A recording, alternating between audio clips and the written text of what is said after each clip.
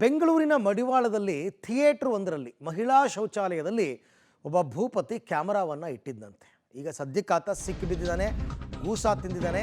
ಥಿಯೇಟರ್ನಲ್ಲಿ ladies ಟಾಯ್ಲೆಟ್ನಲ್ಲಿ ಕಳ್ಳಗಳನ್ನ camera ಇಟ್ಟಂತಹ ವ್ಯಕ್ತಿ ವಾಶ್ರೂಮ್ಗೆ ಹೋಗಿದ್ದ ಮಹಿಳೆ ಮತ್ತು ಯುವತಿಯರಿಗೆ ಶಾಕಲ್ಲಿ.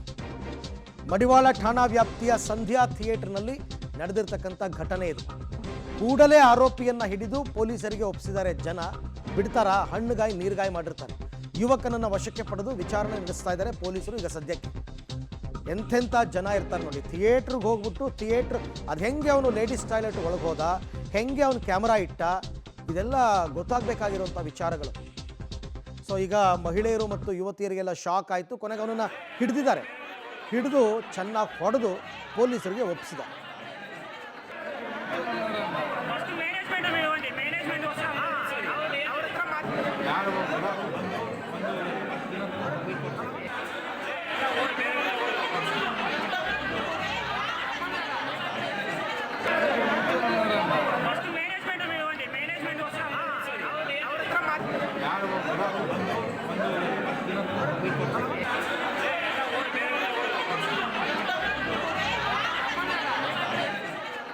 ಓಕೆ, ಅವನು ಯಾರೋ ಅಪ್ರಾಪ್ತ ಬಾಲಕ ಅಂತ ಇದ್ದಾರೆ ನೋಡಿ. ಅಪ್ರಾಪ್ತ ಬಾಲಕ ಅಂತಕ್ಕಂಥದ್ದು ವಯಸ್ಸಿನ ವಿಚಾರಕ್ಕೆ ಬಂದಾಗ ಬರುತ್ತೆ.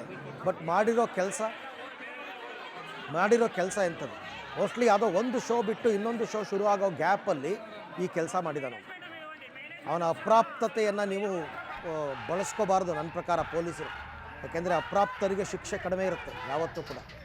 ಮಾಡಿರೋ ಕೆಲಸವನ್ನು ಕನ್ಸಿಡರ್ ಮಾಡಿ ಅವನಿಗೆ ಶಿಕ್ಷೆ ಕೊಡಬೇಕು. ಥಿಯೇಟ್ರ್ನಲ್ಲಿ ಜನ ಏನು ಗೊತ್ತಿರುತ್ತೆ ಪಾಪ, ಅವ್ರಿಗೆ ಸಿನಿಮಾ ನೋಡೋದಕ್ಕೆ ಅಂತ ಬಂದಿರ್ತಾರೆ. ಅವ್ರ ಪಾಡ್ಗವರು ಇಂಥ ಕೆಲಸ ಹೋಗಲಿ. ಇದೇ ಫಸ್ಟ್ ಟೈಮ್ ಮಾಡಿ ಸಿಗಾಕೊಂಡೋ ಅಥವಾ ಈ ಹಿಂದೆನೂ ಈ ಥರ ಮಾಡಿದ್ನೋ ಯಾರಿಗೆ ಗೊತ್ತು? ಸರಿಯಾಗಿ ವಿಚಾರಣೆ ನಡೆಸಬೇಕಷ್ಟೆ.